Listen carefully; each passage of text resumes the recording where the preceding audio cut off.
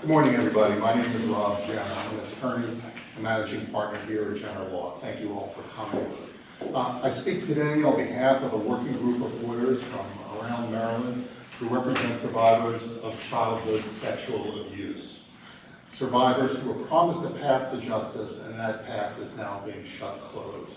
With me at the podium is Emily Malarkey from Beckman, Martyr, Hopper, Malarkey, and Perlin, Steve Kelly from Graham Eisenhower, and you have all already met Patrick Wall, who is a canonical lawyer and author of Sex, Priests, and Secret Code. We gather here today to present a rather urgent message. Governor Westmore veto House Bill 1378.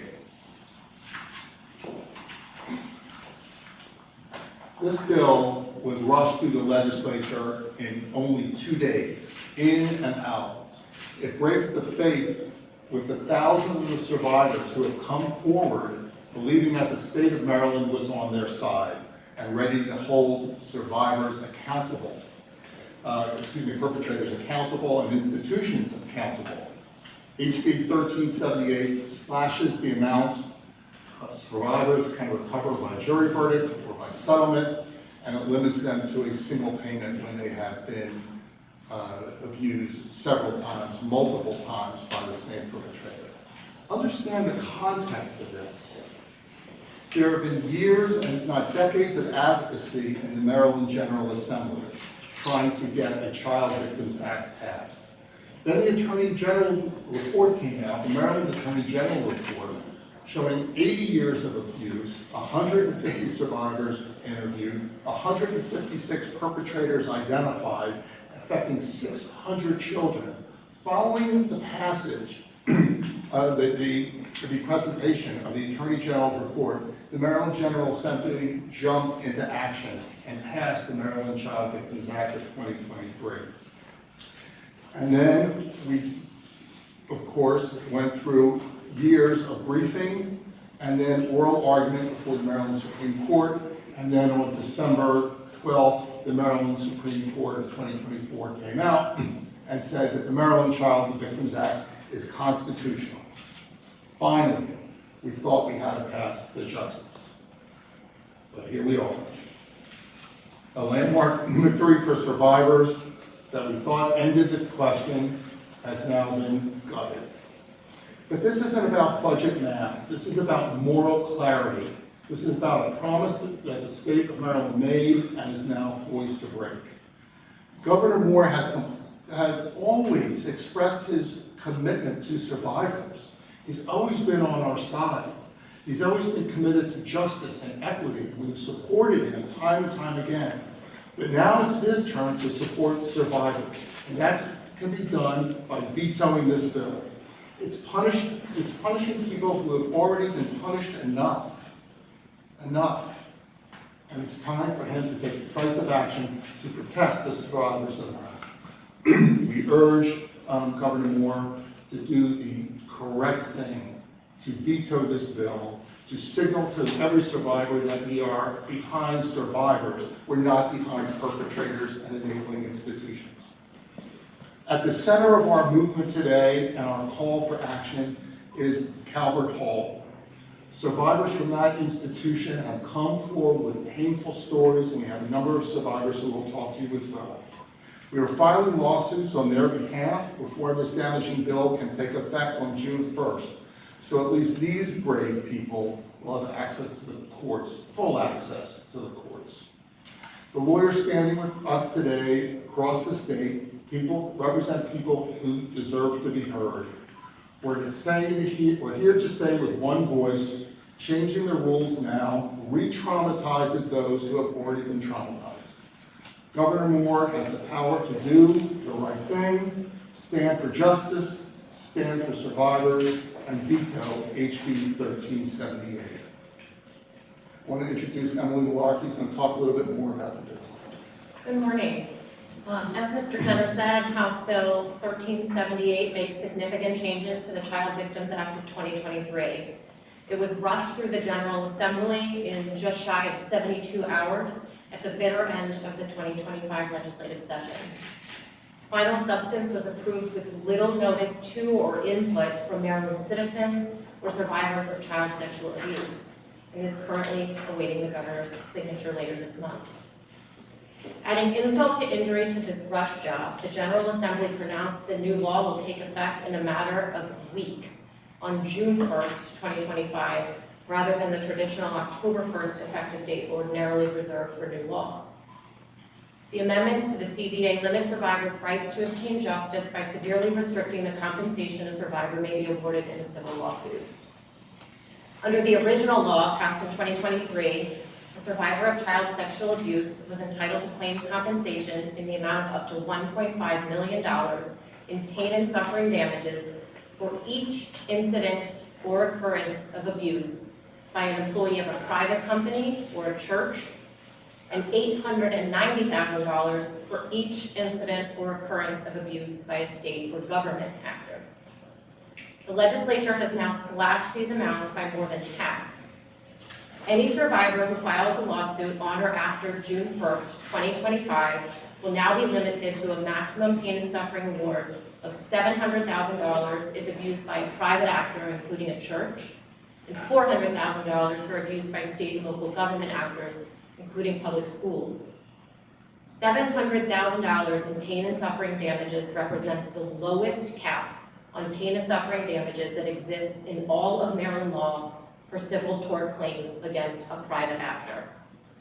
In other words, the legislature has declared that the claims of victims of child rape and abuse are worth less than the claims of those injured in car accidents or in slip and falls in a grocery store. In addition, each survivor will now be limited to seeking one total cap on pain and suffering damages instead of one cap per incident or occurrence of abuse. That means that no matter how many times a survivor endured sexual abuse as a child or by how many different people in a particular facility, the survivor may only recover one cap or limit on pain and suffering damages. Adding insult to injury, this particular change to the law was made retroactive, meaning it applies not only to lawsuits filed on June 1st or later, but to any lawsuit currently pending or to be filed before June 1st. We believe this retroactive change is clearly unconstitutional. When the General Assembly did the right thing and passed the CBA in 2023, it vested rights in the hands of survivors that cannot and should not be subject to retroactive withdrawal. This change will with 100% certainty be challenged in our court system, causing even more delay to survivors' attempts to secure justice. Why were these changes passed? The given reason was out of concern that the state of Maryland's financial liability for claims of sexual abuse committed by its employees, including years of systemic sexual abuse in state-run juvenile detention facilities, would cause too great a burden on the state's budget. In reality, the new law will not serve that purpose, except to the extent that the continued whiplash over the state of the law only serves to re-traumatize survivors and having a chilling effect on their desire and ability to bring successful lawsuits in the future. Moreover, the changes inexplicably go far beyond the state's purported budget concerns, given that they extend to survivors of child sexual abuse perpetrated by churches and other private entities. Obviously, the liability of those entities has no bearing whatsoever on the state's budget. So what does this law mean for survivors?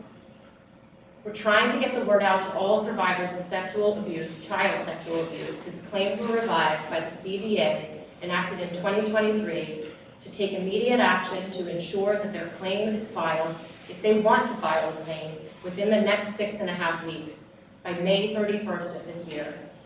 After that date, the limit on what they can recover in their civil lawsuit will fall by at least more than half.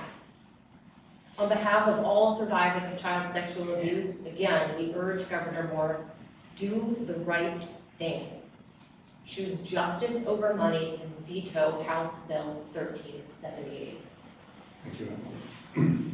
I'm going to turn it over now to Steve Kelly from Grant and Eisenhower, who will talk a few minutes about why Calvert Hall and what we're doing to support survivors of abuse from the hands of Calvert Hall teachers and the organization.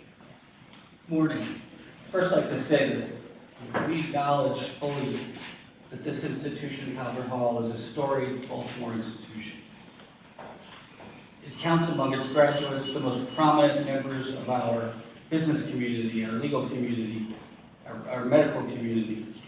The absolute leaders of Maryland are graduates, many of them of Calvert Hall. I can say for at least the past decade, I've never missed a turkey bowl on Thanksgiving. A lot of us from Baltimore watch it on TV or attend the game and follow that tradition as part of many of the great traditions of this school. The vast majority of the graduates of Calvert Hall had a great experience there, got a good education and moved on. There's a 150-year-old brotherhood, Calvert Hall brothers, people who band together, community. We recognize this. But we represent clients who are Calvert Hall brothers who had a far darker experience, and they deserve justice, and they deserve acknowledgement. These are students at Calvert Hall who suffer terrible acts of repeated sexual abuse and sexual harassment by trusted members of the faculty and clergy members. Their lives were shattered. They suffered a lifetime of shame and guilt. They felt excluded from the brotherhood, apart. Their childhoods were stolen from them. And over at least the last 40 years, probably longer, Calvert Hall leaders either knew about what was happening or they ignored bright red flags over and over and over again. Just some of the examples that are alleged in the complaints that were filed by the various plaintiffs groups here.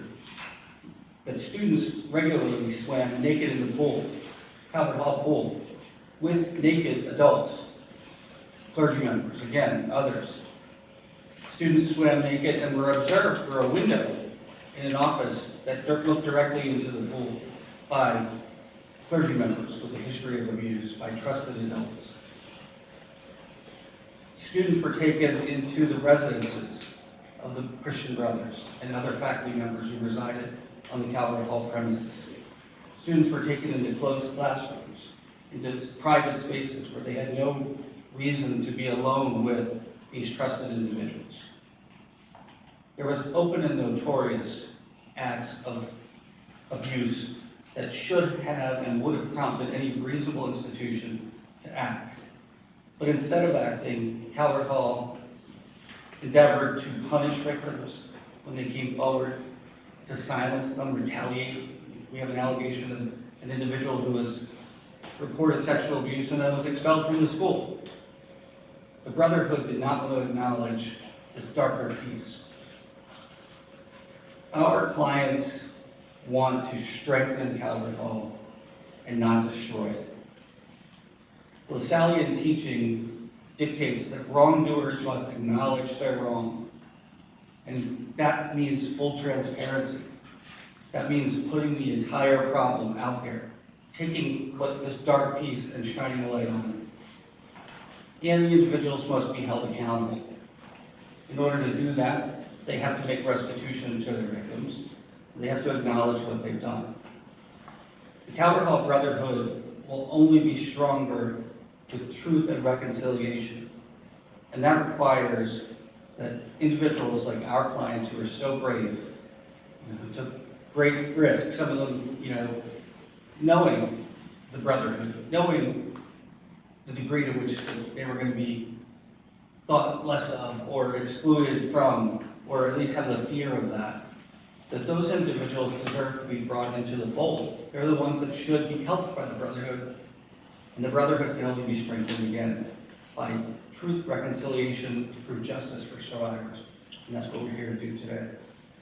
Thanks, Steve. And I've been advocating with and for survivors for 30 years now. I'm a co-author of Sex, Priests, and Secret Codes. If you really want to go to sleep, you can read 2,000 years of canonical history regarding the sexual abuse of children by Roman Catholic clerics and religious. So one of the reasons this case is really essential is because it points even more poignantly how important the civil justice system is in order to bring healing to survivors. And we can look at whatever document you want, you can look at whatever decade you want. We've heard decades and decades of promises and clarity. But the only way that survivors heal, in my experience, is if the story is told, if all of the documents come out, because the vast majority of survivors never come forward, and the vast majority of survivors don't come forward until well after age 50. It's when they're ready. It's a totally different dynamic of a crime that you probably have never really dealt with that much. Childhood sexual assault is really, and what the Holy See calls, a horrendous crime.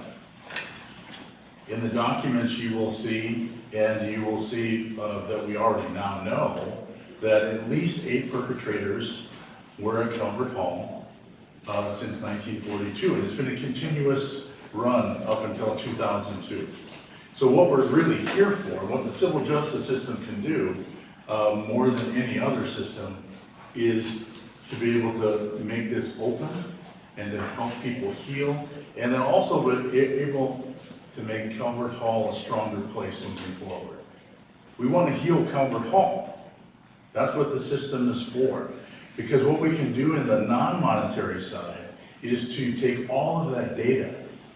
If we were to take, this is the ultimate dream here for a person who's really into prevention, is to take all of those brothers' files and all of those priest files and put a team together from Johns Hopkins, who just happens to be some of the best people in the world when it comes to childhood sexual assault prevention, especially the Moore Center, if you're familiar with them. And also, one of the greatest experts in the world, especially on priest treatment and survivor treatment, is a Jesuit priest at Georgetown. Jerry and I have worked for years on it, and to be able to put together a team of survivors and professionals to be able to study the patterns and practices that only the civil justice system can unearth in civil discovery. Civil discovery, see, we're going to be able to go and do third-party discovery against all these other dioceses that sent bad guys to Calvert Hall. And we're going to be able to understand how that happened so that we can prevent it in the future. This is prevention. This is the civil justice system working as preventative medicine to be able to protect kids in the future. So one of the things that I think that's really powerful is you start to see the pattern of the various brothers and priests that were here at Calvert Hall, and that there were 3 at the same time in the 70s. So if you want to talk about a period of time where kids were not safe at Calvert Hall, it would have been the 1970s. And the only way, in my experience, for people to heal is to be able to see the truth and to accept it. And you know what a survivor will say too? Most of them will never come forward, but they'll be able to say, see, here, it was in the documents, and they still chose to leave that perpetrator and to send them here.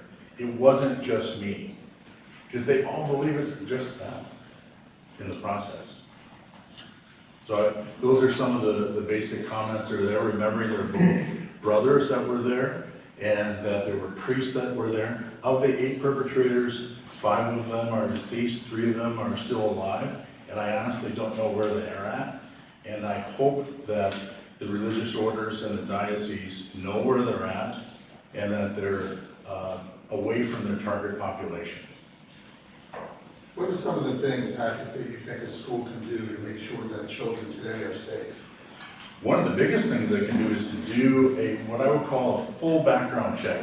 So in the past, a background check was extremely limited. It was, if you got a letter of good standing from a diocesan bishop or from a religious superior to say the person was in good standing and safe, that's all they did.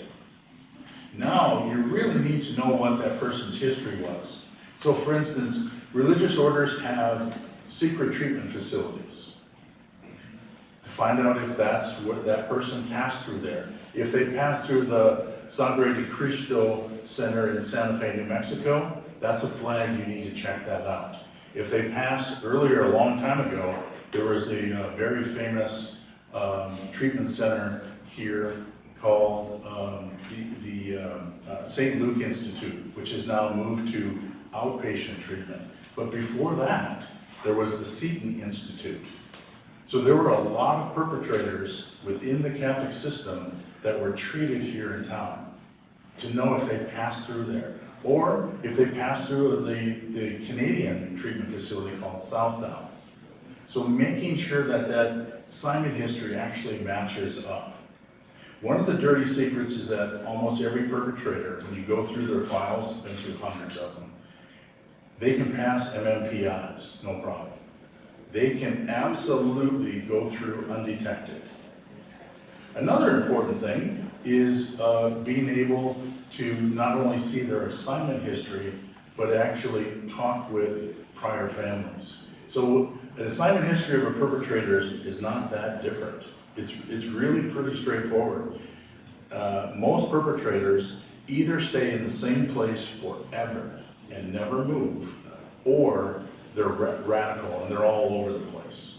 They will have 13 assignments in 26 years, which is the opposite of what Rome wants. The Roman tradition has always been pretty consistent. They like to have pastors that are 6 or 12 years. They like to have consistency in order to be able to teach the tradition.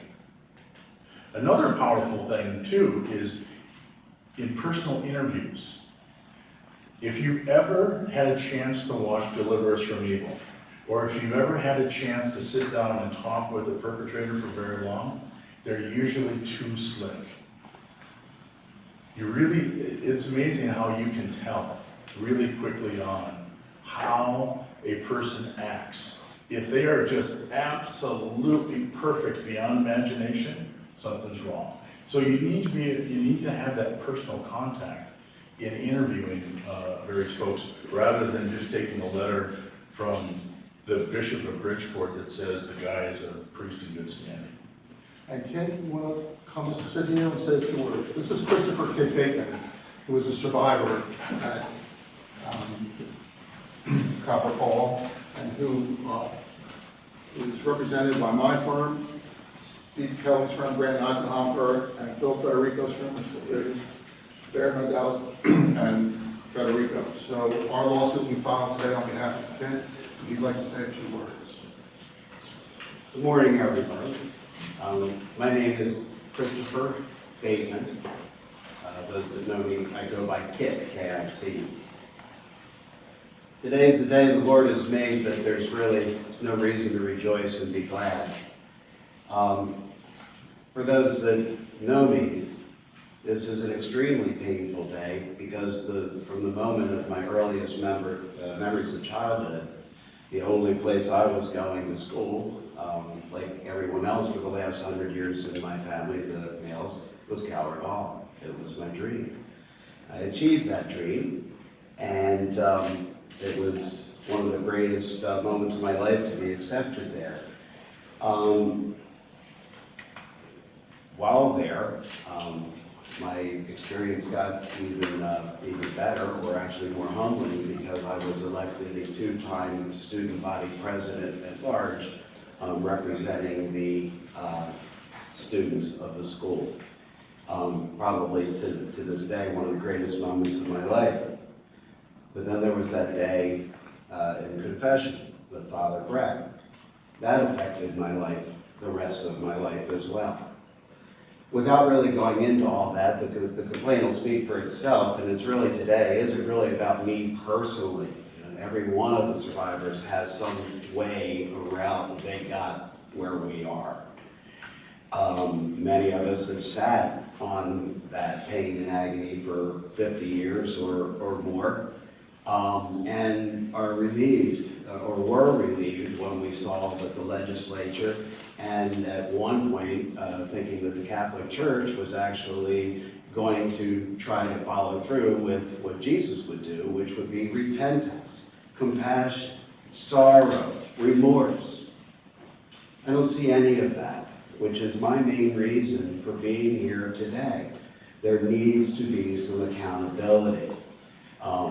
What I've seen go out the window is all the religious principles and teachings and everything that all those that were entrusted to protect me are really now more worried about the almighty dollar and what it might do to their institutions than they have ever cared a moment of what has happened to me and the other survivors who have sat with the pain for all the years. Many have left the faith. Many still try to hold on to what scraps there still are left of their Catholicism. But at the end of the day, it's broken. And as they've said, here today, we need healing. I'm not here today to tear down Calvert Hall. I've loved the place many, many times. This is obviously an issue of great importance, and it had a significant impact on my life. So I want those, because when my story broke a couple of years ago, I actually had what I couldn't believe, some people that blamed me. How dare you begin to take down the institution of Calvert Hall?